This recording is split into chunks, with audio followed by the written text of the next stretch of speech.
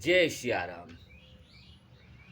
गंगा के द्रव रूप में अभिभूत होने की कथा ब्रह्म वैवर्त पुराण के प्राकृतिक खंड और देवी भागवत के नवम स्कंद में परम ब्रह्म स्वरूपनी विष्णु पद के आविर्भाव की एक और बड़ी सुंदर कथा है।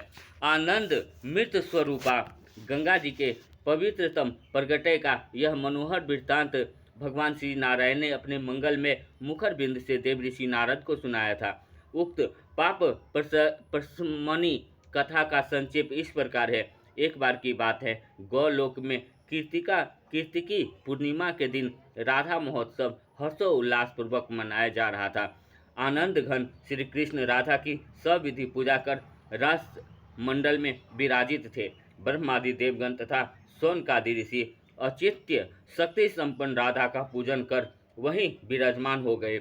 उस समय बीना पानी सरस्वती बीना की मधुर स्वर लहरी पर गीत गाने लगी। भगवती भारती का भुवन पावन अत्यंत श्रुति मधुर संगीत सुन लोक पितामह ब्रह्मा देवादिदेव महादेव भगवान श्री कृष्ण सर्वसार सामान्वित राधा भगवान नारायण लक्ष्मी तथा अग्नि और पवन देव ने अत्यंत प्रसन्न होकर उन्हें कर्मश सर्वोत्तम रत्नों से निर्मित हार, दुर्लभ उत्तम मणि कौस्तुभामणि रत्नमय अनुपम हार, सुंदर पुष्पमाला और बहुमूल्य रत्नों के 2 कुंडल, चिन्मय वस्त्र और मणिमय नूपुर अर्पित किए।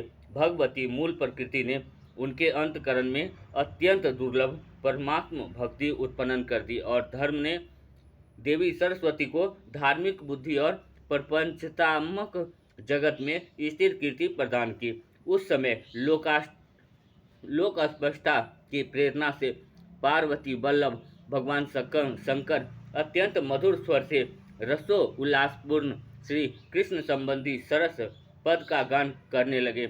उसे सुनकर देव वर्ग मूर्छित सा हो गए।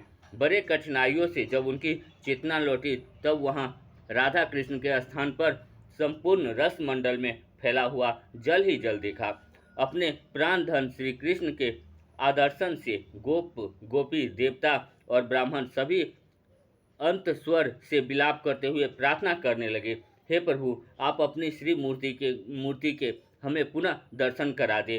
गोपीजन ब्राह्मण एवं देव समुदाय की करुणा प्रार्थना सुनते ही सर्व अंतर्यामी सर्व अंतरात्मा भक्त वत्सल प्रभु ने आकाशवाणी के मध्य से मधुर स्वर में अत्यंत सुस्पष्ट कहा और उसे सबने सुना, मैं सर्वात्मा श्री कृष्ण और मेरी स्वरूपा शक्ति राधा, हम दोनों ने ही भक्तों पर अनुग्रह करने के लिए यह जल में विग्रह धारण कर लिया है। इसके अनंतर करुणा में श्री कृष्ण ने अपने दर्शन का मार्ग बतलाया।